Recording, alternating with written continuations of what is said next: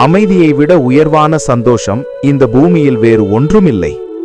உங்கள் வாழ்க்கையில் கோபத்தால் நீங்கள் தண்டிக்கப்பட மாட்டீர்கள். நீங்கள் கொள்ளும் கோபமே உங்களை மறைமுகமாக தண்டிக்கும். வாழ்க்கையின் நோக்கம் பிறருக்கு உதவி செய்வதே ஆகும்.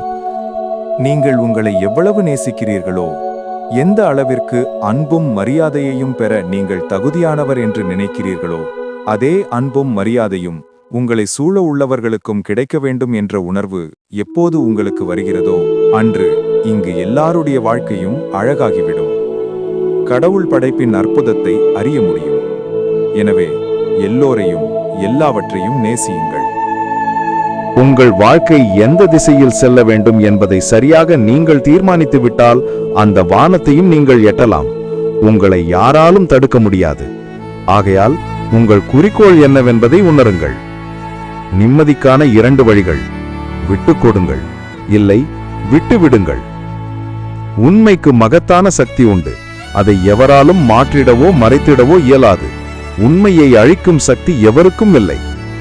இந்த உலகில் எப்போதும் நிலைத்திருக்கும் சக்தி உண்மைக்குத்தான் உண்டு. நீங்கள் எதை வேண்டுமானாலும் மறைத்துவிட முடியும். ஆனால் உண்மையை மறைப்பது என்பது முடியாத காரியம். எப்படி சூரியனையும் சந்திரனையும் மறைக்க முடியாதோ அதேபோல்தான் உண்மையையும் மறைக்க முடியாது. தீமையை நன்மையால் வெல்லுங்கள், பொய்யினை உண்மையால் வெல்லுங்கள். உன் வாழ்வில் உண்மையும் அன்பும் நிறைந்திருந்தால் எப்போதும் உன் வாழ்வு மகிழ்ச்சியாகவே இருக்கும். ஆகாயத்திற்கு சென்றாலும், நடுக்கடலுக்கு சென்றாலும், மலையின் இடுக்கில் மறைந்து கொண்டாலும், எங்கு சென்று ஒளிந்து கொண்டாலும், தீய செயலை செய்தவர் அதன் விளைவுக்கு தப்பவே முடியாது.